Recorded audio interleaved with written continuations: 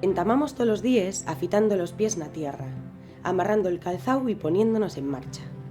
Facémoslo sabiendo pas contra onde nos empovinamos, que nos fai felices y con quién queremos estar.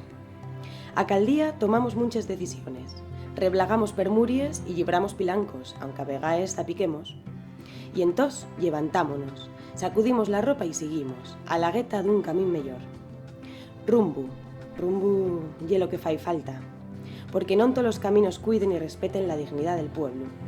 N'Asturies hai mucha xente calellando, cabo la mar, peles brañes y montes, a lo llargo los ríos, valles y viesques. Y amás, hai mucha xente torgando que los escallos zarren caminos que les generaciones pasaes abrieren con mucho esfuerzo. Nos servicios públicos, sanidad, enseño, cuidaos, pisando la calle en defensa de los derechos laborales, diseñando un mundo nuevo en sin discriminaciones, defendiendo un modelo productivo que compatibilice salud, territorio y industria, traballando porque non desapareza el nueso patrimonio lingüístico y cultural.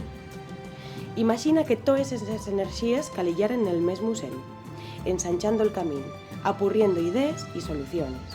Imagina un camín pa Asturies que pague la pena ser andau. Calellamos xuntes? Agora sí, aína hai camín.